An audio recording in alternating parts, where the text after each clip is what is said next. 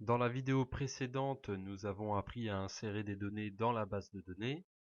À ce titre, nous avions inséré deux contacts dans notre table contact qui fait même partie de notre base de données agenda. Nous avions pour cela créé un script d'insertion et nous avions également créé le formulaire qui permettait de saisir les données. Alors, dans le cours présent, je vous propose de vous présenter l'affichage des données qui sont justement dans cette table contact. Donc pour commencer, nous allons créer un nouveau fichier PHP que nous allons appeler lister, puisqu'on veut lister les contacts, tout simplement. Alors, comme pour le fichier d'insertion, on va ouvrir une connexion à la base de données agenda. Donc je fais un copier-coller, je ne me fous pas. Ensuite, une fois qu'on a fait ça, on va préparer une requête. Alors, la remarque que je peux faire ici, c'est que je vais utiliser une requête préparée comme je l'ai fait pour l'insertion. Mais dans le cadre de notre requête ici, qui est une requête totalement banale, c'est-à-dire qu'on va faire un select from sans paramètres, eh bien la requête préparée est totalement inutile. Je vous invite à regarder les vidéos sur l'affichage des données issues d'une base de données pour avoir un peu plus d'informations sur les différentes méthodes que l'on peut adopter pour récupérer et afficher des données dans une page web. Donc ici, comme je vous le dis, par souci d'uniformité et pédagogique, je vais donc faire une requête préparée. Donc je vais récupérer un objet PDO statement suite à la préparation de ma requête via la méthode prepare. Et ici, je vais donc trouver ma requête ultra classique. Donc on va sélectionner tous les champs de la table contact. Maintenant que j'ai préparé ma requête, je vais faire comme l'insertion, je vais l'exécuter.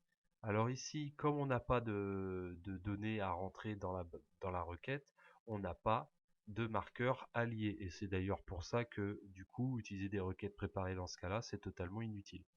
Donc, nous n'aurons pas d'appel à la méthode bindValue. On va donc passer directement à l'exécution de la requête.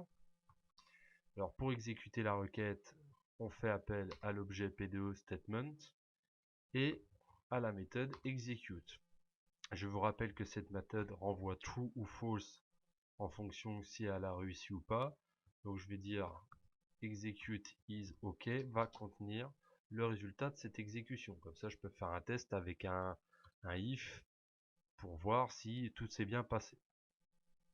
Maintenant que la requête est exécutée, en fait, l'objet PDO statement contient les résultats de notre requête. Alors, on va les récupérer. Donc, récupération des résultats. À savoir qu'il y a plusieurs méthodes, encore une fois, pour récupérer les résultats d'une requête. Donc, je vous invite à regarder les vidéos adéquates dans la playlist PHP PDO. Ici, on va tout récupérer en une seule fois, donc via la méthode fetchAll. Donc, je vais déclarer une variable qui va être un tableau de résultats et je vais, via mon objet PDO statement, appeler la méthode fetchAll. Une fois que c'est fait, ça veut dire que contact contient tous nos contacts issus de la base de données. Alors, pour illustrer ça, on va faire un petit vardum de contacts et quand je vais aller sur lister.php, on voit bien que j'ai un tableau qui contient mes deux contacts, à savoir ici Paul et Jules. Donc j'ai bien ici Paul et j'ai bien Jules. Donc on a un tableau indicé et on a également un tableau associatif. Donc par défaut, il présente les deux modes de rendu.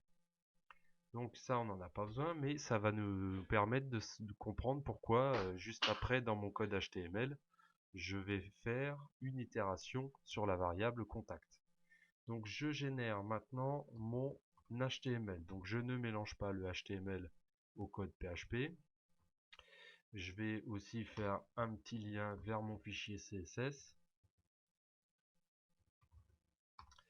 Et une fois que c'est fait, ici je vais marquer un titre et je vais marquer liste des contacts. Maintenant, je vais donc afficher les contacts que j'ai récupérés dans ma variable $contact. Alors pour ce faire, je vais le faire dans une liste déroulante et puis je vais donc faire un for each. Alors là, je vais être obligé de mettre un petit peu de PHP au milieu de mon HTML et je vais utiliser la syntaxe alternative, c'est-à-dire que je ne vais pas utiliser le for each avec les accolades, mais je vais utiliser deux points ici. Donc deux points qui est l'équivalent de l'accolade ouvrante et le end for each ici qui est l'équivalent de l'accolade fermante. C'est plus propre de le faire comme ça, mais on aurait pu le faire de façon classique. Donc dans mon for each, je vais récupérer mon élément, ma variable contact, je vais y tirer dessus, ce qui va me permettre d'avoir un item que je vais appeler $contact. Puisque mon tableau ici contient des contacts, à chaque itération, je vais récupérer un contact.